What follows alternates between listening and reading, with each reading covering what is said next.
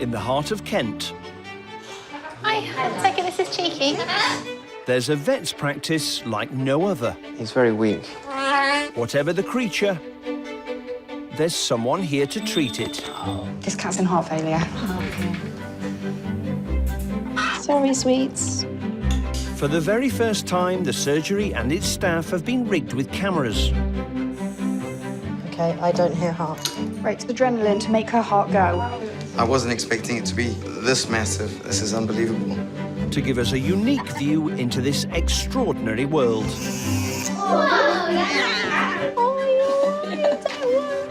A dedicated team. That looks like it's about to fall off. Saving lives. Yay! Well done.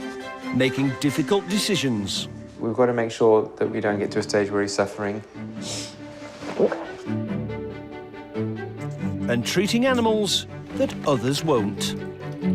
Not every day we see a goat in here. In the clinic today. A cat has life-threatening surgery. OK, wait. I did say his heart rate had increased. A pair of troublesome rats get the snip. Gosh, they're huge. Actually not as big as I thought they might be. And a brand new puppy is less bark, He's bitten them. but more bite. They're now scared of him and he's scared of them. Expect the unexpected. Good job, everybody. Inside the vets.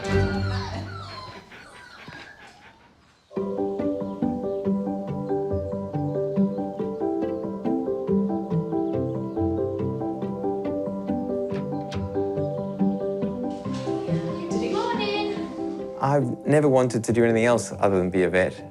From as young as I can remember, I was always going to be a vet. OK, so what have we got in? When owners leave their pets with us, you know, it's our responsibility to look after them as we would our own animals. You've got some rabbits this afternoon. Oh, your rats, Rex and Smudge, and a tortoise. Seeing an animal recover gives me a huge sense of satisfaction that I've managed to make a difference.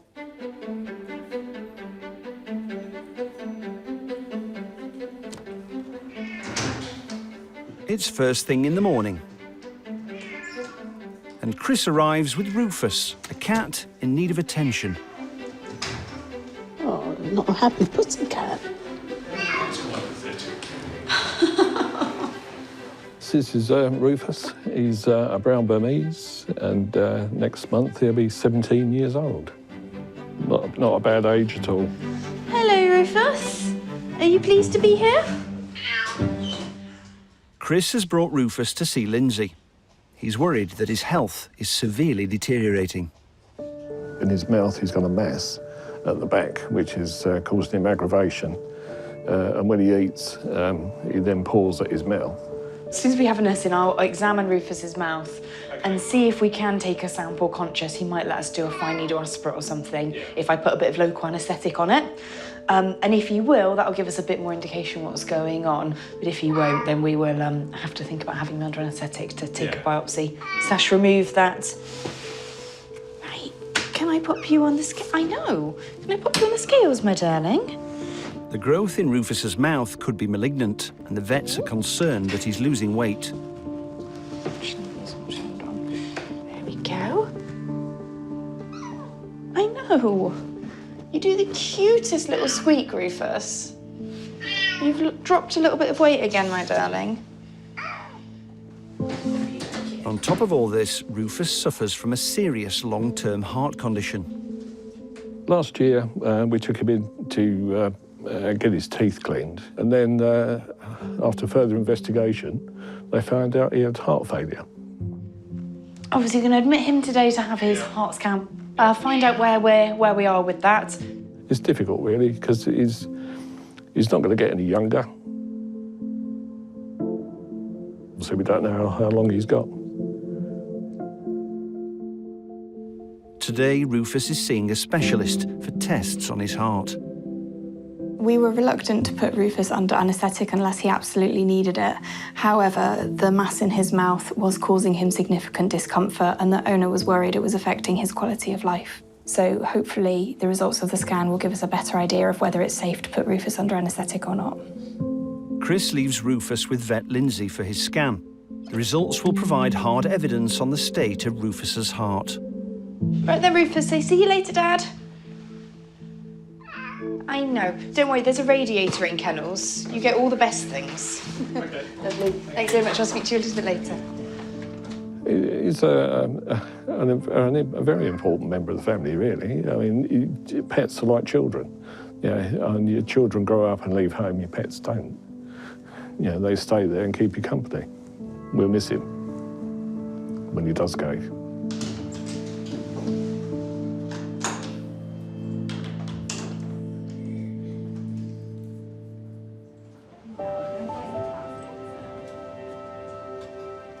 But Rufus is in good hands. Nurses Tip and Faye have their eye on him. Faye, that putty cat that's in at the moment, he seems quite stressed. Oh. Hey, you're okay. When you get an animal that comes in and it's really poorly, which is quite sad. You're okay, putty cat. And just explaining that to the owners and having to see the owners sort of digest that information is really quite hard. You all right, Rufus? He likes a cuddle, though. Hey, good boy. I don't think it hurts to show the owners that you care about their pet. Oh, look at your grey eyebrows. Yeah. Oh, darling. If you don't have empathy, you cannot be a vet nurse. It's a big part of the job.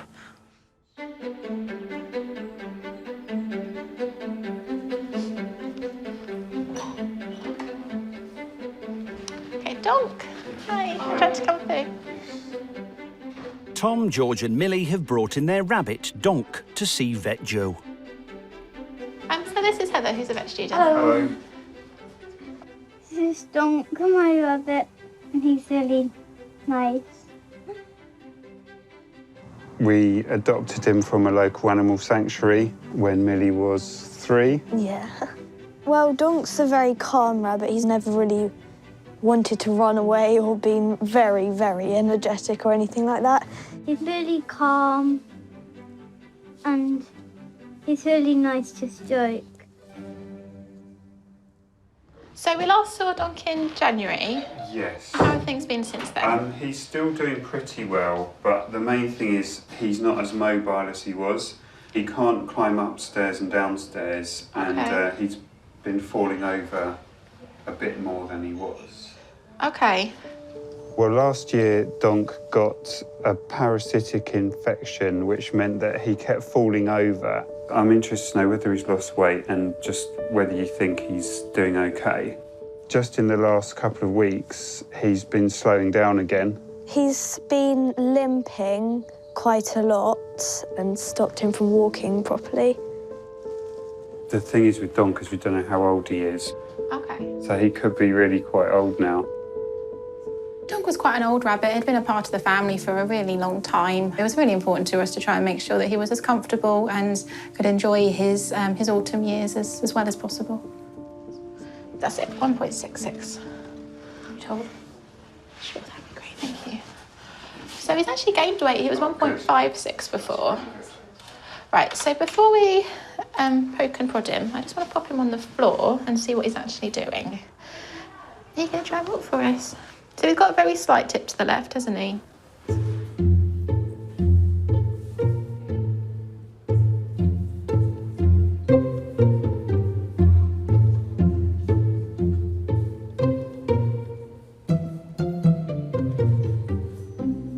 His back legs are moving slightly abnormally. I think that. He's trembling quite a lot with his back legs, isn't he? Donk's movement is a long way from what Joe would expect from a healthy rabbit. And with that sort of slight tremble in the back legs and it not specifically not wanting to go up and down, that is something that we can see with joint pain. Older animals, obviously arthritis is the thing that we think about with that. Yeah. But what we would usually do is give a trial on painkillers and see whether he seems improved. Joe thinks a few age-appropriate adaptations at home will help Donk as he adjusts to life as a pensioner. making some changes so that he doesn't have to go up and down, so he can live on, if it's possible, to put everything on one level. It's having a downstairs bedroom option. And maybe if we see him in a week, if he's not made any changes at all, perhaps then we'll try with some painkillers. Sure. I'm pleased because Donk's put on weight, so I'm really pleased that he's soldiering on. Bye, take care. Bye. How are you feeling after the vet's appointment? Glad because he's getting a bit better, not very better, but a bit better.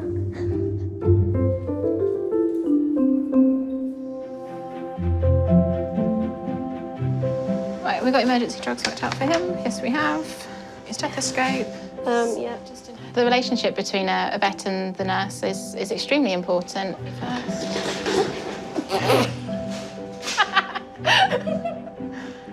You're being mean to me now. What happened? I just missed the chair. I saved it though. Yeah. I wouldn't want to be a vet. I don't think I'd want to be a nurse. I'm too messy. I'm happy being a nurse. I don't want to be a vet. We'll stay as we are, that's fine. Yeah, we'll stay as well.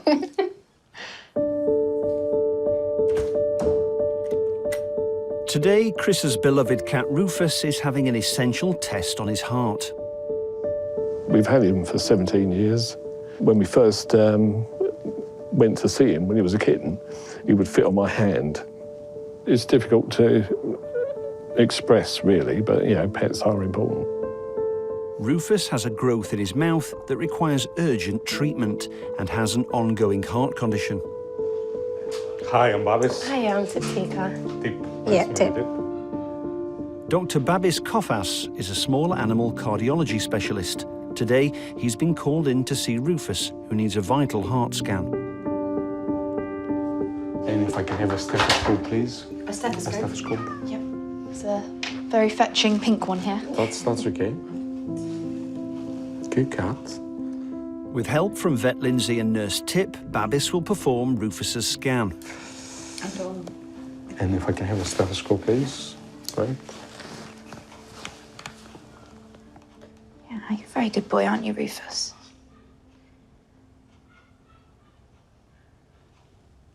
Okay, that's great. Do you mind switching off the lights, please?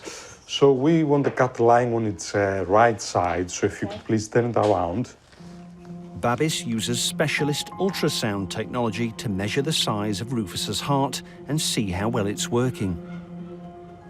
Okay, this is Rufus's heart. The atrium here appears enlarged. Unfortunately, it should be less than 16 millimeters. And Rufus's left atrium on this view is up to 21.5 millimeters. Significant enlargement.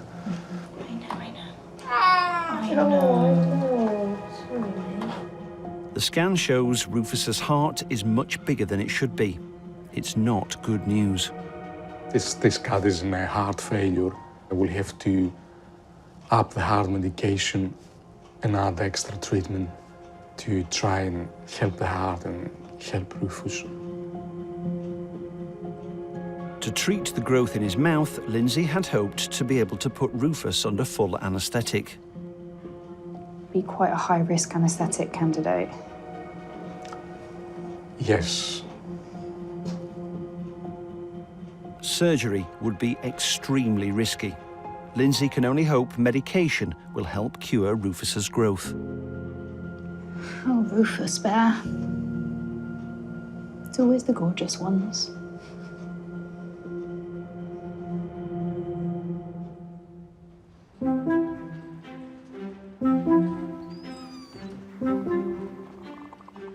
Are you working late with me today, Tip? Yes, indeed. Unfortunately, you do have to put up with her, yes. I'm a joy to work with, okay?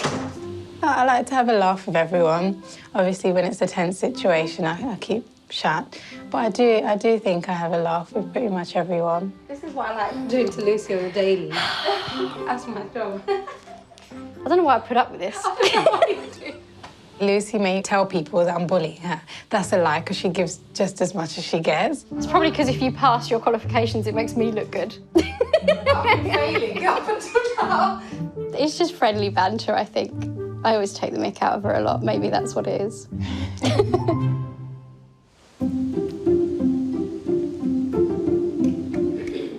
Thank you. Hello, hello, hello. Right, let me see who've we got here. Rex and Smudge, I'm presuming. Lovely, thank you. Terry arrives with his 2 rodent friends to see Vet Clive. Hi. Hi, have you got Rex and Smudge here? Terry's accompanied by his mum, Patricia. Let me take Rex. Hello, you. Come on through. This is Smudge, because he's got a nice sort of brown mark on his nose. Okay. Go into hiding. Oh, dear. And this one's Rex. And I'm his mother, the chauffeur. Terry is the proud owner of 7 rats, but since Rex and Smudge have hit adolescence, the teenage hormones have kicked in. Yeah, they don't get on very well. One gets on right with all the others, but this one doesn't get on with any of them. Do they're all living together? How many have you got? I've got 7. 7? 6 are in one cage and he's been on his own. He was the alpha male, but the trouble is he kept chasing off everyone else, and anyone that was brave enough to sort of challenge it ended up getting bitten, which happened to be Smudge. Of course, now Smudge has learnt that biting is okay if you're the dog. Right, yeah. Can't have that. If you hold this body, hello, you. Right. The reason you're castrating them to try and make them more sociable? Yeah, because otherwise I don't want this one to be on his own. If it's to be no balls, please, for these 2 teenage tearaways, it'll set Terry back about £100. But is it money well spent? It is, though, very possible at this age, though, that castration won't necessarily work. Living on his own, teenage rat Rex has developed a ravenous appetite. He's probably carrying a little bit more insulation than is oh dear. Needed. Better not give him any more pasta. I tell you what, he's very quiet until now. Let's just get your weight quickly. Sorry, this is to zero it. Oh, there we go. That's fine. Yep, get him in there. Don't worry, we're used to that sort of thing here. I'm not, I don't know.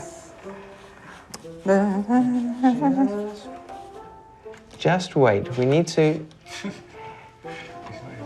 He's just over 700 grams. 712 grams. Okay. He's probably a bit bigger. Right. So as far as the risks involved in castration, it's not a very high-risk procedure, but there are definitely some risks involved. And the fact that he's a little bit overweight does add to the risks a little bit. He's not a young rat. He's, you know, middle-aged rat. So there are definitely risks involved. Still not very high, but they're higher than if he was a young, thin rat. This is Smudge. All right. Let's have a look. Hello, Smudge. Yeah, he's not very happy about being here. Oh, I'm sorry. He used to be better, but I think since he's getting bitten by him. He's a bit more nervous. Can you hold his body for me, please? I just want to have a look in his mouth and things. Let's have a look. Okay.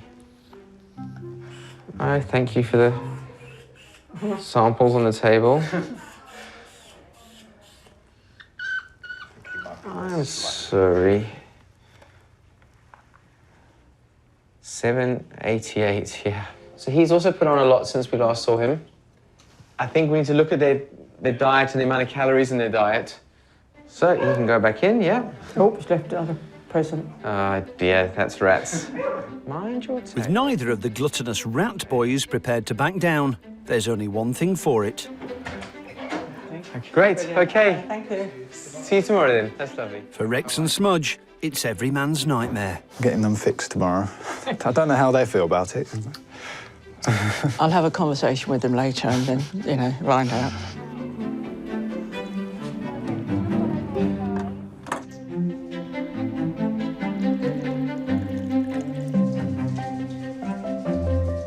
My wife and I started Montgomery Vets about a decade ago.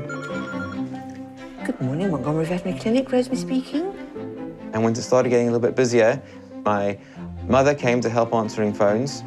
You are so sweet. You're my new assistant, you see, aren't you? Oh, you're so sweet. As a mother, I have to be very aware I keep my mouth shut when as a mother I would say something, but as an employee, I just don't. Dear. Clive's wife is a vet at the local zoo, but there are plenty of exotic animals that come through the door at Montgomery's too. Hello there. How are you? Fine, thank you. How's Tony doing? That's good. Rosemary's friends Helen and Chris have brought in Tortoise Tony for his post-hibernation checkup. I think I had found him in 1970. He was walking in the road where we lived. We tried to find his home, and as I had another pen with my other tortoise in, that's how I acquired him, and he's stayed with me ever since. Right, hi. You got Tony here. Oh, has he been reading the paper in there? Yes, I gave him that. So I've had him for 48 years, which is a good time, really, you know. He's been awake since, was it February? The end of February. Good. So how long did he hibernate for? 11 to 12 weeks. Perfect. I really kept an eye on Perfect. that. That's really good. So November, December, January. Yeah, Perfect. 12 weeks. So 12 weeks is what we want. We don't want it over 12 weeks. But is he been given some heat now? Is he under some sort of heat now? Yes, he's got his heat. He woke up and he just got going straight away. And he started eating straight away? Yes. And what's he been eating? Tomatoes, watercress, all sorts of lettuce, different colours. He likes the red butter leaf one. Yeah, it's very important that owners know what they're doing with hibernation. First of all, that if their tortoise is a species that can hibernate, and secondly, that they're doing it correctly. Most fatalities with tortoises are related to hibernation. There we go. And let's see what his mouth's doing. Yeah. His mouth gives us a lot of insight into what he's doing. That's a nice pink mouth. Good colour. It is a really good colour, especially as he's only been awake for a short period. Very often, when they've been hibernating too long, their mouths are very, very white. Has he had a bath? Yes, I do it about 3 times a week because of knowing what he's like. If I do bath him, it warms him up and he eats better. Great.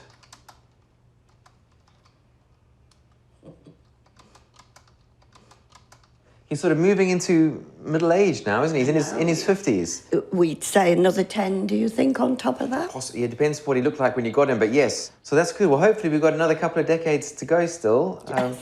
And he's so bright and happy wandering around here his now. Eyes are nice and sparkly, aren't they? No, I'm very pleased with. Good. I'm very pleased with that. Good. So, all being well, keep on monitoring him. Yes, Give us a I call will. if you need to. Yeah. Right. Thank you very much. There you are. He's got his bottle, so we keep him warm. His waterbed. Yes, that's right. Yeah. How old is yours? He's still a baby. He's 19. Oh, so very young then. So compared to him, just a young teenager. Yeah. Lovely. Okay. Oh, thank you. Right. Shall I help? Well, thank you very much, Clive. Helen is not just a pet lover, she's also a tap dancing instructor, and Rosemary is one of her students. I get updates. Do you? On how a time step's coming on and things. Good. And you've got a new step to learn, haven't you? Yes. Susie Q. A Susie Q. A Susie Q? Yeah, it's this one. Ah. Very good. Yeah. And how's that coming on? Yes. It's very new, though, isn't it? Better than the time step. You'll have to come and watch Clive one day. Absolutely. Tony's in rude health and could easily live another 50 years, enjoying long lie-ins, regular baths, and Helen tap dancing in the kitchen. Ah, he's lovely.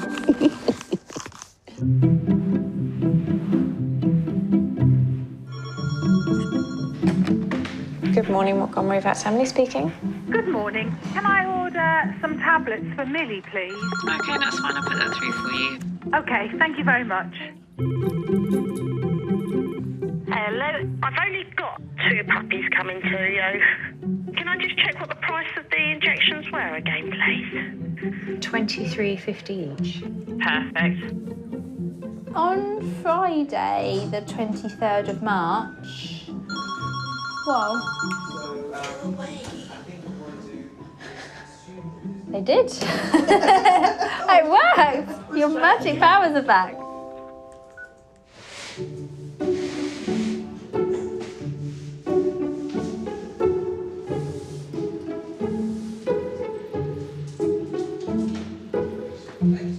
Terry's brought back his testosterone-filled rats, Rex and Smudge.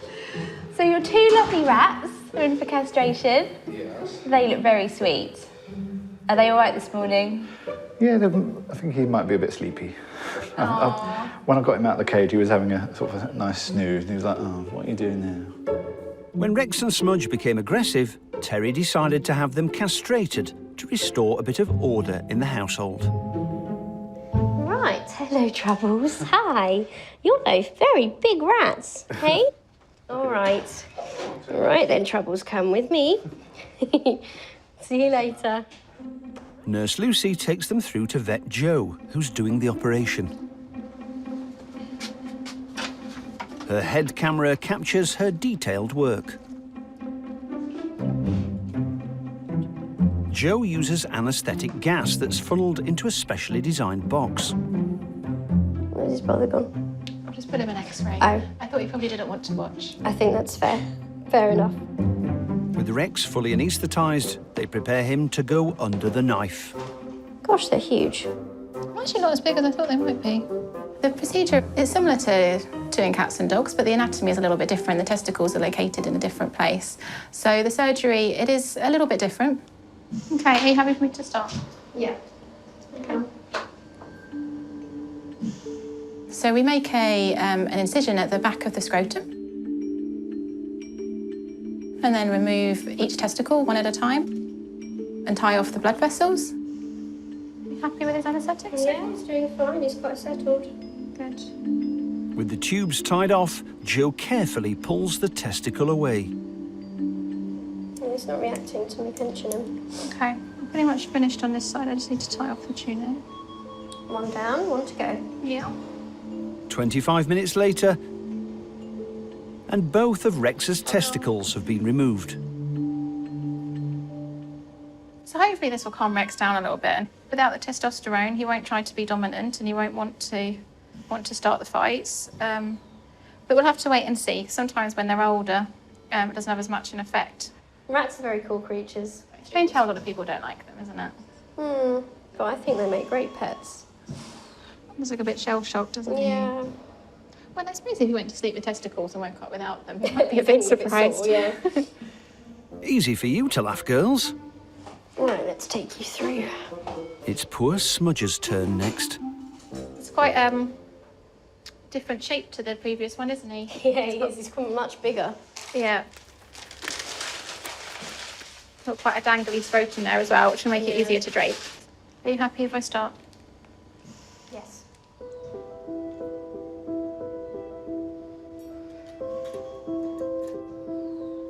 Would you say it's harder to castrate a rat in comparison to, say, a dog? Well, it's a bit of a different technique. I don't think technically it's harder, but it's just the fact that everything's smaller, so it's a bit more fiddly. Rodents in particular have got quite big testicles compared to their body size, don't they? So that's... Yeah. I feel like you're removing a bigger proportion of them. What's the strangest thing you've ever castrated? Strangest thing? I helped do a couple of monkeys at the zoo once. Oh, yeah? That was a bit strange. I'd helped castrate piglets once. That was very loud. In under 30 minutes, Smudge's surgery is over. You're wakey now. Yeah, you're opening your eyes up at me, hey? Hey, that's it. I know, I'm sorry, Puppet. He can now join Rex in recovery and later in therapy.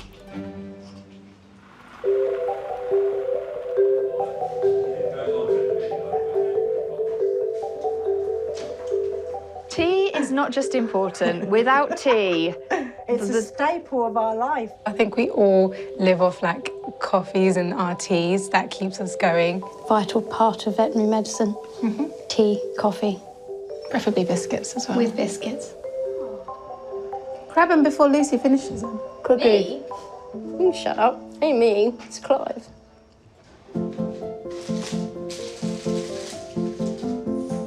Later that day, and Terry's back to pick up his troublesome rats. Come straight across for me. But before he can take them home, Nurse Faye wants to have a chat with him. So anaesthetic-wise, they're both woken up really well, quite sleepy still, but that's to be expected. First thing, diet. Yes, that's been Bad daddy. It might be worth having a look and see if you can try changing them to a pelleted food. You should be able to see a bit of a waist, you should be able to feel the backbone. Okay, as I said, the most important thing is to ring if you've got any concerns, all right? And I will go and get the boys. I'll be back in a second. With angry adolescents Rex and Smudge relieved of their crown jewels, hopefully Terry can look forward to a quieter life at home. Okay, I'm following you. Bye-bye, Auntie Lucy. See you later.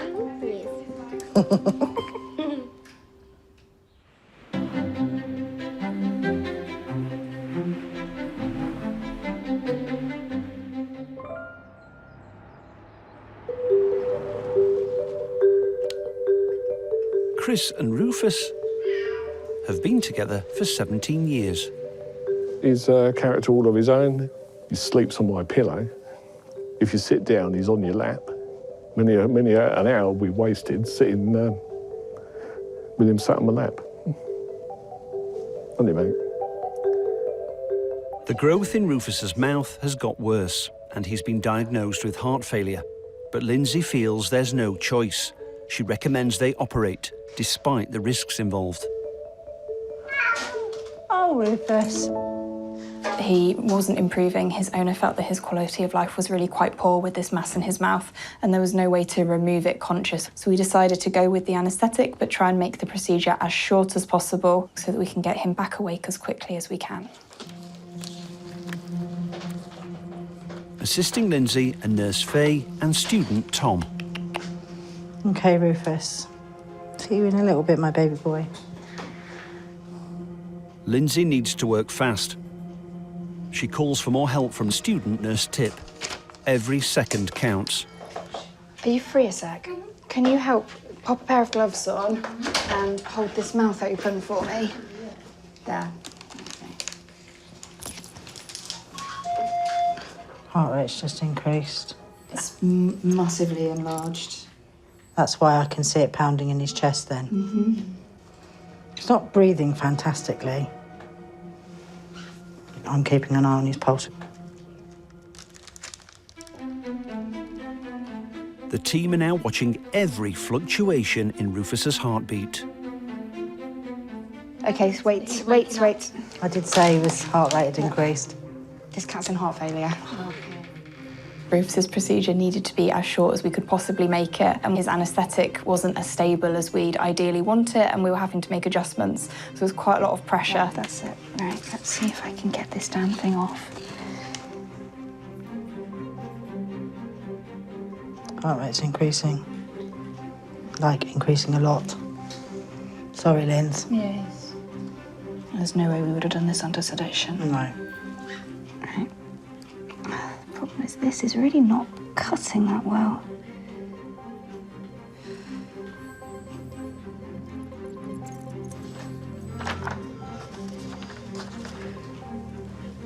Is he breathing okay? Okay, right. Right, that looks like all of it to me. The lump is now removed. Lindsay takes a sample for testing. Just get some stitches in there and then we'll do a very, very quick scale and polish. Is it coming together okay, Button? Yeah, it's just a really awkward area to try and stitch. So that's that. Can I have the scaler, please? And then it doesn't open until The clock is ticking. The operation needs to be finished fast. Right, I'm actually done on that side. But Faye's not happy with Rufus's heart. Gone down more, it's 43 and the blood pressure's 56, Linz. Okay, that'll do, wake up. Can we keep monitoring blood pressure, though, until we're... I've just pushed it now. Yeah. The team need to draw Rufus out of anaesthesia as soon as they can. 75, 55 map, Linz, it's coming up. Okay.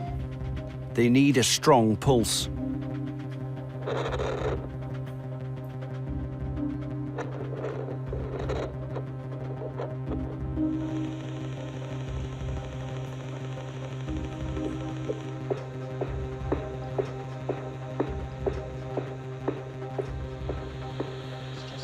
About 68.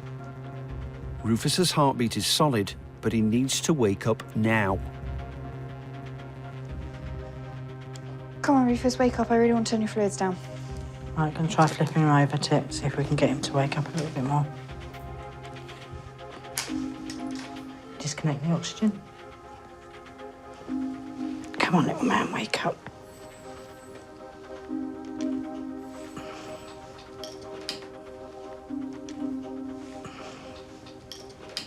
Oh, can I pull it out? His tongue's... He's wiggling, is he? Yeah. Hey, Rufus. Come on. Ah, you're waking up properly. Oh, is that Good boy. So the operation was a success. We removed the whole of the mass, got it stitched up. Oh! Hello, baby boy. When he started licking his lips and yawning, that was an immense feeling of relief. Oh, that felt funny. OK, let's get him back to bed then before he decides to fly off the table. Rufus is definitely getting through his 9 lives.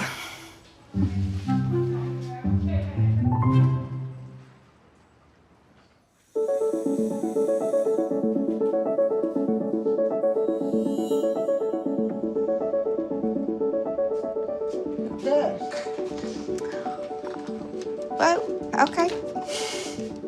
It's too early, don't shout at me. I'm not shouting at you. Faye, definitely the mummy of the group. I think everyone would agree. She's the mummy in the sense that if there's anything wrong, we run to Faye and she'll comfort you. I not shout at you. Oh. Yes, Faye's a hugger. We love Faye. Faye's a hugger. Don't get upset, Faye. There's no one she doesn't hug. She will hug us, she will hug the patients, she will hug the clients, which is really nice because sometimes you just need a mummy hug from Faye. I mean, we're getting back home to you as soon as we can afterwards, OK? It's fine about the thing, it's just the initial. Yeah, I know. We'll look after him, I promise you.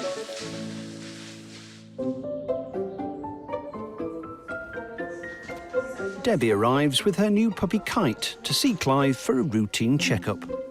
Puppies can definitely be quite a nice thing to have in the afternoon. If you're having a long day of difficult cases and you get to cuddle a few puppies and give them a vaccination, you know, it does make the afternoon go a bit better. Right, come on through. So this is young Kite. He's got a lovely marking on the front of his face and the shaped fork of a kite's tail, so that's where he got his name from. And he lives at home with me and my 3 boys. Yeah, what do I do, Clive? What do you do with a puppy? We had a border collie who sadly passed away last year, Morgan. And so life isn't the same without a border collie. So along came Kite. We've had Kite about 4 days now, so we thought it was about time we introduced him to Clive at the vets. He'd already had new owners, and so we knew we weren't having him. Okay. And then on Friday, just gone, my friend rang me and said they're not getting on with him. He's bitten them, and they're now scared of him, and he's scared of them. I know. And so, do you want him? And I just said, well, yeah, it's okay. Okay. Their brains are sort of malleable for the first sort of 16 or 18 weeks. Okay. So you want to really do everything during those times, and without scaring him, obviously. Yes. Just, but he's good to get him used to things. Yeah. And has he settled in all right? Is he getting on? He's playing, and he doesn't seem. Yeah, he poos and wheeze outside. The best way to teach dogs, the same as children, is with positive reinforcement. Okay. Take it easy. Yeah. You know, go gently with him, but make sure you have the rules in place. All right. You're very chilled out, aren't you, huh? He's doing really well, actually. He's very calm here. Oh dear. Oh, you curl up and go to sleep. Take it easy. Don't you worry. Wow. That's great. This is a very positive sign to be this relaxed. While Kite drifts off, Debbie has something she wants to get off her chest. He has a ravishing appetite for rabbit poo. Yeah. Hopefully he's going to grow out of that, otherwise he's going to have all sorts of issues through his life because he's going to have lots of rabbit poo around in his life. Taking him to training from early on is a good idea. If you get him to listen to you when you say sit, then he's going to be listening to you when you say don't eat rabbit poo. Okay, mister. We had a good chat with Clive today.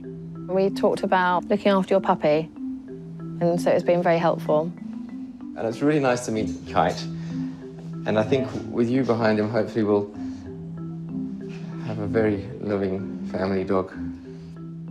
We'll be back in 2 weeks' time for his next vaccination. So until that point, he'll be at home, getting lots of fuss and attention from my 3 boys. Lovely. Okay. And we'll be starting to teach him the ways of life in the Reynolds household.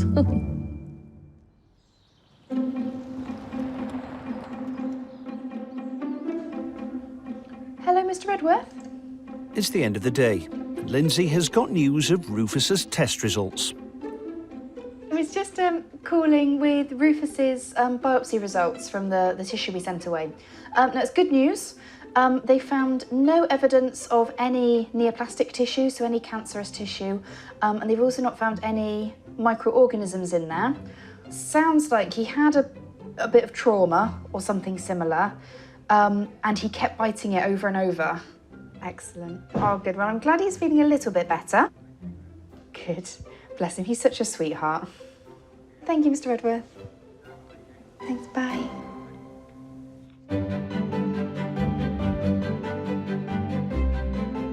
After Rufus got the all clear, his increased heart medication is working well and he's back to his old self again. Since being castrated, Rex and Smudge have calmed down.